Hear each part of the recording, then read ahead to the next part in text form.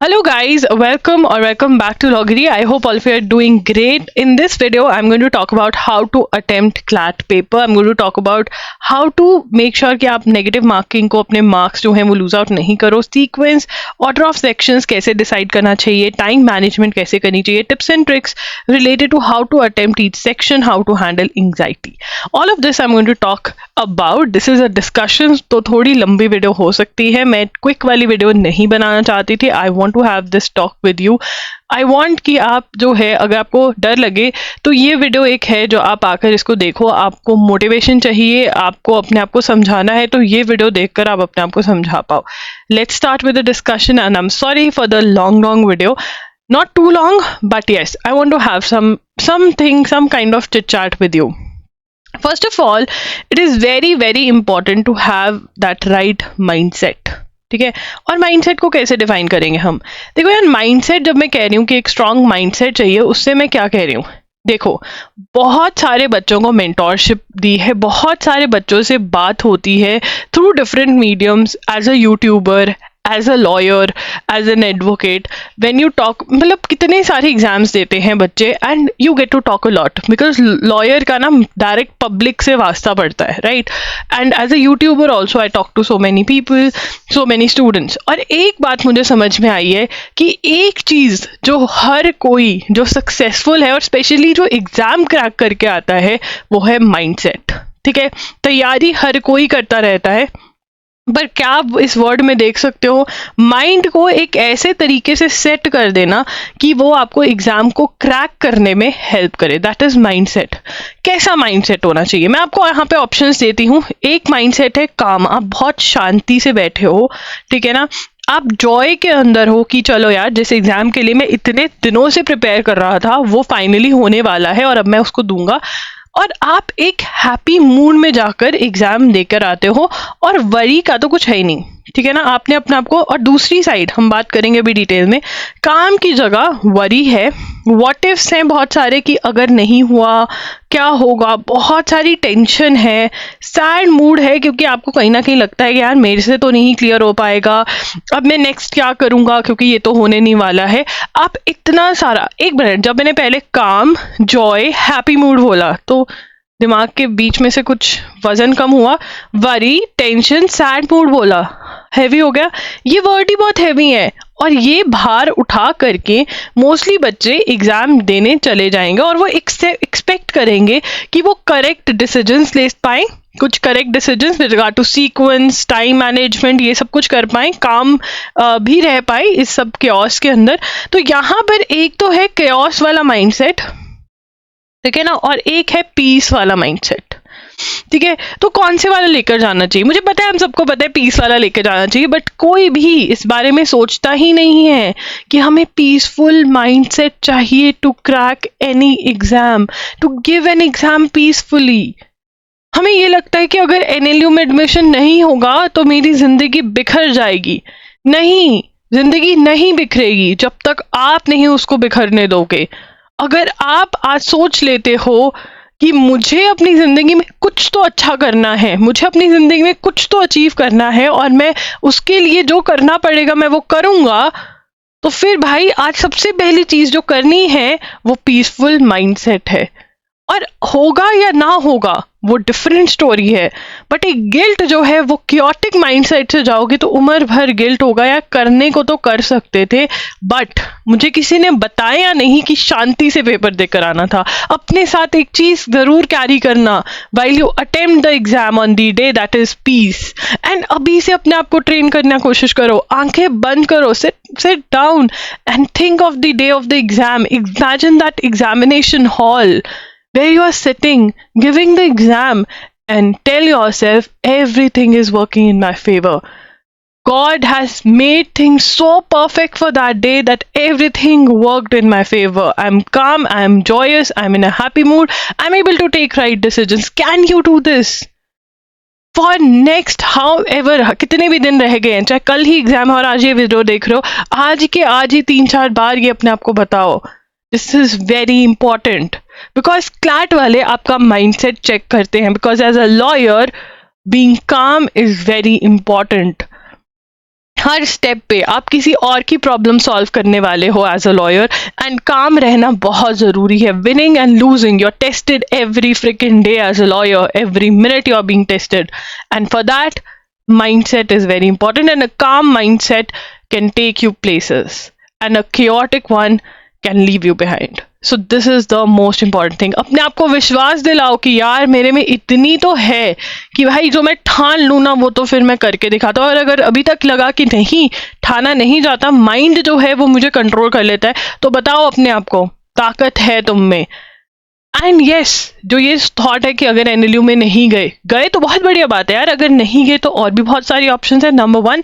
And number 2, जो बच्चा give up नहीं करता वो एक अच्छा लॉयर बनता ही बनता है. वो पैसे कमाता ही कमाता है, उसको फेम मिलता ही मिलता है. Yes, if you don't give up on the hard work thing. Late मिले जल्दी मिले वो अलग है, बट मिलता जरूर है. So that is why don't give up on yourself. Go to the exam with a peaceful mindset. Now discussing about the sequence of the sections. This is something that you should decide. Decide जरूर करके जाना कि sequence क्या रखनी है. देखिए आप ऐसा भी कर सकते हैं, पहले एक heavy section फिर एक lighter section. जैसे जीके को एक no brainer की तरह यूज कर सकते हैं यहाँ पे, क्योंकि वो 10 मिनट्स वाला सेक्शन है जीके. देखिए जीके के अंदर आपको पैसेजेस नहीं पढ़ने. बहुत बच्चे जीके के पैसेजेस पढ़ने बैठ जाते हैं, नहीं पढ़ने होते हैं. अगर आपको ये वाला क्वेश्चन नहीं आता कि 1 जो है वो क्या है, कुछ नहीं पढ़ना जीके के अंदर. क्वेश्चन पढ़ो, ऑप्शंस पढ़ो, आंसर दो, आगे बढ़ो. GK is a no brainer. Right now when you attempt the GK questions in the exam you are going to realise what is GK. GK क्या चीज है जो मैं चीखती रह गई पूरा टाइम की. loggery.in के लेक्चर्स देख लो या फिर एजुगिरी पे डेली फॉलो कर लो एजुगिरी के लेक्चर्स. ठीक है, अगर आपको नहीं पता loggery.in पर हमने पूरा मंथली लेक्चर्स करवाए थे आपको, वो अभी भी अवेलेबल है. Link is in the description box if you want to check out. ठीक है, 7 to 8 आवर्स में आप पूरे 1 मंथ की करंट अफेयर्स कर पाओगे. That part aside, light section, पहले एक हैवी सेक्शन कर सकते हो, फिर एक लाइट सेक्शन, फिर हैवी और फिर लाइट. ठीक है, जिसके अंदर आप मे बी रीडिंग कॉम्प्रिहेंशन से स्टार्ट कर सकते हो, and then you take up your legal, then you in between GK, logical, maths. This can be the sequence. कोई भी करेक्ट नहीं होती है, जो आपके लिए परफेक्टली काम करे वो ही करें. इसके लिए आप PYQ सॉल्व करके देख सकते हैं या फिर मॉक टेस्ट सॉल्व करके देखें, और उसमें डिफरेंट परम्यूटेशन एंड कॉम्बिनेशन लगाएं. मतलब डिफरेंट कॉम्बिनेशंस अप्लाई करके सॉल्व करके देखें. What works for best for you is the best thing for you.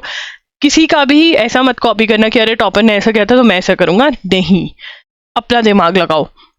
The section which you are good at. अब कुछ सेक्शन ऐसा हो सकता है कि तुम उसमें बहुत ही धांसुक हो, मतलब मज़ेदार हो, और तुम्हें पता है कि वहाँ पे तुम्हारा स्कोर बढ़ने वाला है और वो तुम्हें कॉन्फिडेंस भी देता है. वो सेक्शन भी तुम पहले अटेम्प्ट कर सकते हो. ऐसे सेक्शंस भी, as I said, what works for you is the best thing for you.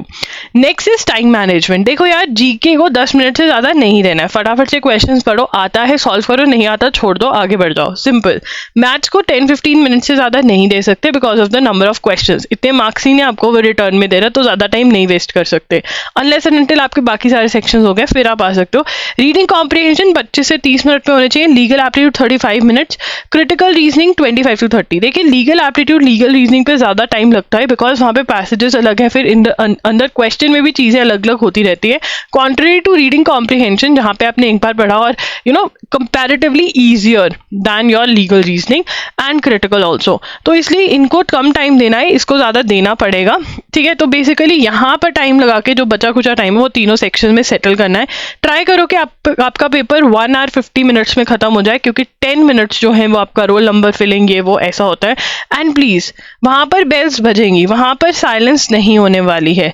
ठीक है, आपको इरिटेट होने की कोई ज़रूरत नहीं है कि ये क्यों ऐसे वो कर रहा है, ये क्यों कर रहा है. आपको अपने पेपर पे फोकस करना है. ठीक है ना, अगर इतना ही ज़्यादा है, ट्राई करो म्यूज़िक बजाते हुए भी मॉक टेस्ट सॉल्व करो. बट यार म्यूज़िक का ऐसा भी है, बहुत बार बच्चों ने आके कंप्लेंट करी है कि हमारे दिमाग में वो म्यूज़िक ही बजता रहता है. तो ट्राई एंड कीप थिंग्स कि घर में शोर भी हो रहा है तब भी मॉक टेस्ट अटेम्प्ट करो, and you should not be disturbed with it. ठीक है. How to handle negative marking. देखिए नेगेटिव मार्किंग में सबसे ज़्यादा गलती जो बच्चे करते हैं वो वीडियोस देख जाते हैं कि कितने क्वेश्चंस हमको अटेम्प्ट करने हैं, और वो क्वेश्चन, नंबर ऑफ क्वेश्चंस दिमाग में रख कर के पेपर अटेम्प्ट करने जाते हैं. और फिर क्या होता है कि जो क्वेश्चंस आते हैं वो तो ठीक है, जो नहीं भी आते वो भी सॉल्व कर आते हैं. And they lose out on marks. तो यहाँ पे बहुत सारे बच्चों को मैंने ऐसे देखा, अगर ये सब नहीं होता, मतलब नेगेटिव मार्किंग वाला ट्रिक नहीं होता, तो आज बहुत सारे बच्चे NLU में बैठे होते जिनको मैं जानती हूँ, एंड जस्ट बिकॉज उन्होंने एक पर्टिकुलर नंबर ऑफ क्वेश्चन रखा, नेगेटिव मार्किंग उनके राइट वाले क्वेश्चन का भी मार्क्स खा गए एंड बोला। अब यहाँ पे 0.25 मार्क्स आपके कट किए जाते हैं अगर आप रॉन्ग आंसर देते हैं। देखिए, सबसे पहले आपको 100% वाले क्वेश्चन तो सॉल्व करनी है, मतलब जो आपको पता है कि हाँ ये सही है, ऑब्वियसली वो तो आप कर ही रहे हो solve.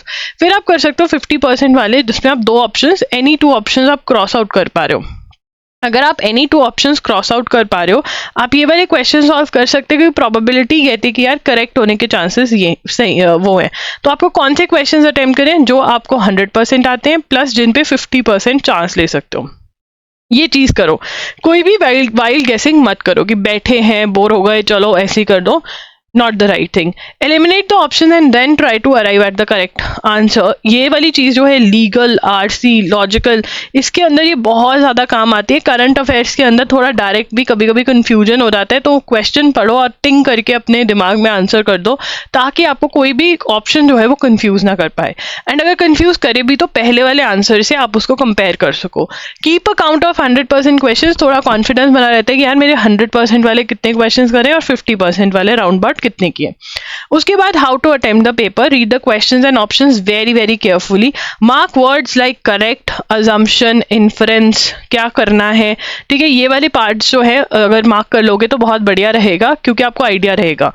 Eliminate the option and then try to arrive at the correct one, ये में हम डिस्कस कर चुके हैं। OMR शीट जो है साइड बाय साइड फिल करो, एक साथ फिल कर दो तो इधर ऑप्शन ऊपर नीचे हुई और प्रॉब्लम आ गई। उसके बाद know when to jump to the next question, और this is a very very important thing. बहुत सारे बच्चे जो हैं वो अपने फेवरेट सेक्शंस चूज करके जाते हैं कि लीगल एप्टीट्यूड मेरा फेवरेट है, और अगर लीगल एप्टीट्यूड में मैंने सही कर दिया ना तो भाई मजा आ जाएगा।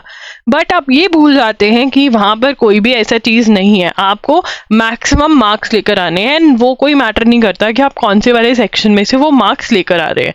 तो इसलिए गाइस कभी भी प्यार मत करिए किसी भी सेक्शन से। अगर आपसे कोई सेक्शन का कोई पैराग्राफ, कोई क्वेश्चन सॉल्व नहीं हो रहा, उसको ड्रॉप करने में हिचकिचाइए मत, उसको ड्रॉप कर दीजिए, चाहे आप वापस उसके पास आ सकते हैं। So you need to know कि अगर एक क्वेश्चन यूजुअल से ज्यादा टाइम ले रहा है तो you need to jump on to the next question, या फिर कोई पैसेज ऐसा है आपको नहीं समझ में आ रहा फॉर द टाइम बिंग, उसको छोड़ दीजिए, नेक्स्ट पैसेज पे जाइए, एंड जब टाइम मिलेगा, जैसे जो एक्स्ट्रा टाइम बचेगा उसमें वापस आ जाइए। Don't fall in love with the section just because you are good at it. बहुत बार होता है कि जो आपके सेक्शन फेवरेट सेक्शन होते हैं वो डिफिकल्ट आ जाते हैं, और फिर वहां पे आपको हर्ट फीलिंग आती है, जैसे किसी ने आपका दिल तोड़ दिया हो। देखो यार, ये सब कुछ चीजें नहीं करना है, आपको वहां पर एक स्ट्रांग माइंडसेट के साथ सोचना है कि अच्छा यार ये डिफिकल्ट लग रहा है, ये नहीं हो रहा, छोड़ो, अगली बार मतलब नेक्स्ट राउंड में देखते हैं, अभी मुझे वो करने हैं जो मुझे आते हैं। डोंट वेस्ट टाइम, बिकॉज पता है क्या दुख होता है, आप डिफिकल्ट वालों पे टाइम वेस्ट कर देते हो और फिर पता चलता है कि इजी वालों को तो सॉल्व करने का मौका ही नहीं मिला, ठीक है। और ये याद रखना कि अगर वन सेक्शन डिफिकल्ट है तो कुछ ऐसा सेक्शन भी है जो बहुत इजी है। अगर एक सेक्शन बहुत डिफिकल्ट है तो वो सेक्शन भी होंगे जो इजी होंगे, या फिर अगर एक पैराग्राफ या 2 पैराग्राफ एक सेक्शन में डिफिकल्ट है तो दूसरे पैराग्राफ बहुत ही ज्यादा केक वॉक वाले भी होंगे। बैलेंस्ड पेपर बनाता है क्लैट हमेशा, एंड ये आपको ध्यान में रखना है, ठीक है ना, कि उनका जो चंगुल है उसमें मत फंसो कि ये डिफिकल्ट वाला क्वेश्चन है, इस पे टाइम वेस्ट करवा देते हैं, नहीं, ठीक है। ये आपको दिमाग में रखना है। Next is how many questions to solve. Again this is a very bad question to ask. आपको 100% वाले क्वेश्चंस सॉल्व करने हैं प्लस 50% वाले क्वेश्चन, मतलब जिसमें आप 2 ऑप्शंस एलिमिनेट कर पा रहे हो, ठीक है ना, वो वाले क्वेश्चंस करके जाने, और जिसका आपको पक्का पता है कि हाँ यार यही आंसर है वो।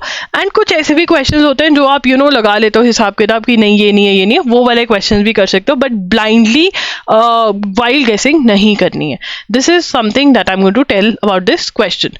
How to practise the concept of time management. Concept of time management, देखिए, टाइम मैनेजमेंट मॉक टेस्ट के अंदर अप्लाई करिए, ठीक है। रिस्ट वॉच जो है, जो नॉर्मल एनालॉग वाली रिस्ट वॉच होती है वो लेकर जाना, प्लीज एप्पल वॉच मत लेकर जाना, वहाँ पे कोई आप फैशन शो करने नहीं जा रहे हो, शो ऑफ करने।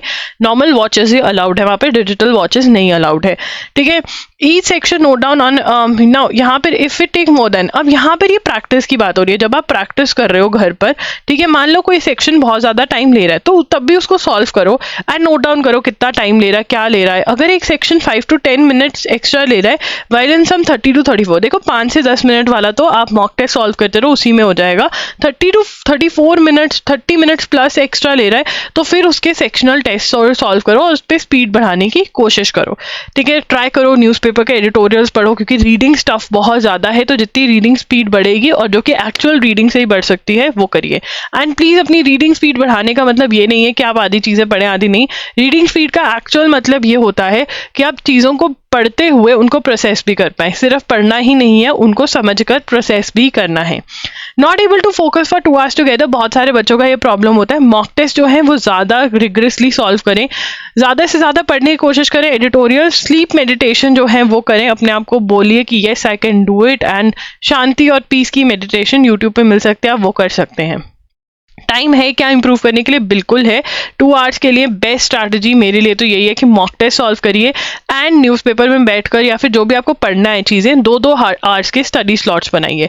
How to increase marks in mock test, देखिए एनालाइज वाला वीडियो करा हुआ है। एनालाइज करना बहुत ज़रूरी है। आज भी अभी भी आप वो टॉपिक्स ढूंढ सकते हैं जो कि आपके वीक टॉपिक्स हैं और जो जिनमें से भर भर के क्वेश्चन आते हैं और उनके ऊपर आप अभी भी ज़ीरो से वर्क करने से मत कतराइए।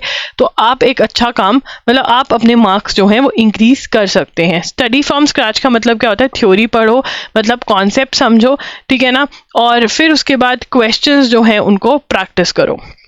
Section wise tricks and tips, देखिए रीडिंग कॉम्प्रिहेंशन को सॉल्व करने का सबसे बेस्ट तरीका ये है, सबसे पहले 10 to 20 सेकंड्स के अंदर क्वेश्चंस पढ़ लीजिए और फिर जाइए पैसेज के ऊपर। पैसेज को अच्छे से पढ़ना है, बट इसका मतलब ये नहीं है कि उसको अगर कुछ समझ नहीं आ रहा है, मान लो एक वर्ड है, ठीक है, नहीं समझ में आना, ट्राई करो कि उसकी पूरी लाइन पढ़ो और जस्ट मतलब पूरा का मतलब एक ऊपर का मतलब निकालने की कोशिश करो उस लाइन का। तो अगर आप ऐसे भी पढ़ोगे तब भी आपको बहुत चीज़ें समझ में आ जाएंगी किस तरफ को क्या है, ठीक है ना। Mark the line when you think the answer or the question of the question can be, वो वाली लाइंस मार्क कर लो जहां पे लगता है कि हाँ यार यहाँ पे आंसर हो सकता है। After reading the passage come to the question, refer back to the passage when required. बहुत सारे बच्चों को लगता है एक बार हमने पैसेज पढ़ लिया तो हमें वापस जाना अलाउड नहीं है, ऐसा कुछ नहीं है। आप जा सकते हो अगर क्वेश्चन की रिक्वायरमेंट ऐसी होती है। एंड मैंने देखा है क्लैट के अंदर अगर एक पैसेज में से 5 क्वेश्चन पूछे तो 3 क्वेश्चन राउंड अबाउट ऐसे होंगे जिसमें आप ओवरऑल पैसेज के बेसिस पे क्वेश्चन को अटेम्प्ट कर पाएंगे और 2 क्वेश्चन ऐसे होंगे जिसके अंदर आपको पैसेज की तरफ जाना पड़ेगा। Elimination is the best way to solve RC के क्वेश्चन, बिकॉज 2 ऑप्शन तो बहुत आराम से एलिमिनेट होते हैं। बस फंसते हो आप 2 पे तो वो आपको वहां पे कॉन्सेप्ट लगाना पड़ेगा। जब भी वोकैबुलरी वाला क्वेश्चन सॉल्व करो, vocabulary based question, make sure कि आप पूरी की पूरी लाइन पढ़ो एंड अगर ऊपर से मतलब निकालने की कोशिश करो। एंड ऑल्सो यहाँ पे एक और ट्रिक, ऑप्शंस जो है उनका देखो कि क्या जो 3 ऑप्शंस है वो एक साथ इकट्ठी हो पा रही हैं, 3 ऑप्शन एक साथ क्लब हो पा रही होंगी और एक जो होगी वो अलग होगी। ये कॉन्सेप्ट जरूर लगाना, आंसर पे अराइव करने में बहुत मदद मिलती है। लीगल रीजनिंग के अंदर अगेन पैराग्राफ के अंदर जहाँ पर लॉ है उसको थोड़ा अच्छे से पढ़ें, मार्क वगैरह करें और क्वेश्चन को भी अच्छे से पढ़ें कि जो भी ट्वीक कर रहे हैं क्वेश्चन में पैसेज से अलग करें और फिर ऑप्शंस को अच्छे से पढ़कर एलिमिनेशन करते हुए आंसर सॉल्व करें। मैथ्स में नीट कैलकुलेशन करें क्योंकि आप उस कैलकुलेशन पे वापस भी आना पड़ सकता है आपको।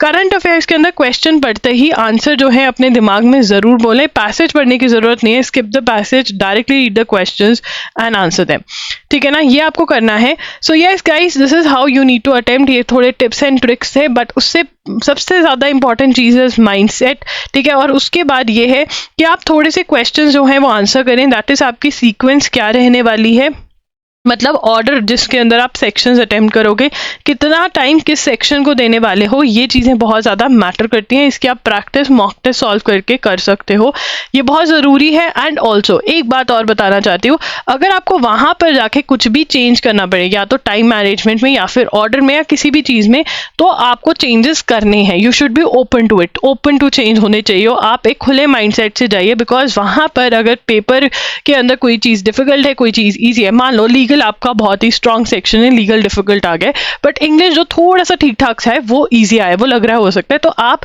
लीगल को छोड़ के मे बी पहले इंग्लिश कर लो। ये डिसीजन लेने से पहले आपको डर नहीं लगना चाहिए, because change is one of the biggest thing that you should be open to.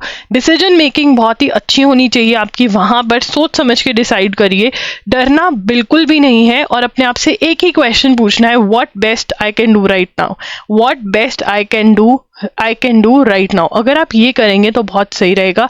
And also जो मैंने माइंडसेट वाली बात करी थी, कुछ और नहीं तो बार बार वापस आकर आप वो जो स्टार्टिंग ऑफ द वीडियो है ना, इस वीडियो का स्टार्टिंग है, वो बार बार जरूर सुनिएगा, उससे आपका स्ट्रॉन्ग माइंडसेट अपने आप बन जाएगा। I hope this video helps, and guys thank you for joining लॉगरी, कीप ऑन, मतलब सब्सक्राइब रखना चैनल को, even if you get an NLU I am going to help you with internships and all of that, and if you don't we are going to prepare for other law entrance exams. अभी और भी CLAT related video आएंगी, और आप बताइए आपके दिमाग में क्या चल रहा है, what are you thinking, what are you worried about. I am going to try कि मैं हर एक क्वेश्चन का आपका रिप्लाई करूं। Please guys, it is very very important कि आप एक काम माइंडसेट से पेपर देकर आए, बिकॉज जो गिल्ट आता है ना, वो केओस वाले माइंडसेट से जब आप पेपर दे सकते हैं, जब पता होता है ना कि हाँ यार कर सकते थे, बट केओटिक माइंड की वजह से मैं नहीं कर पाया अच्छे से, तो बहुत दुख होता है, और मैं नहीं चाहती कि मेरे लॉगरियंस इस दुख में रहें। तो that is why do share all the things that you want to in the comment section about your journey, how are you feeling right now, whatever you can comment right now in the comment section, I'm going to reply for sure. That's it, Loggery signing off. अभी और भी CLAT related videos आएंगे, अगर कोई request है तो वो भी आप ड्रॉप कर सकते हैं कमेंट सेक्शन में। Loggery को सब्सक्राइब जरूर कर देना, we upload a video every Friday, Sunday and Tuesday, and कोई भी लॉ से रिलेटेड जो लेटेस्ट अपडेट्स आते हैं वो हम जिस दिन आते हैं उस दिन ट्राई करते हैं कि आपको हम वो इन्फॉर्मेशन पहुंचा दें, तो उसके लिए बेल नोटिफिकेशन ऑन कर देना। Do follow us on Instagram, we're there by the name @IamLoggery, and we're also there on WhatsApp. All the social media links are in the description box. Bye and take care. Loggery signing off finally. Bye.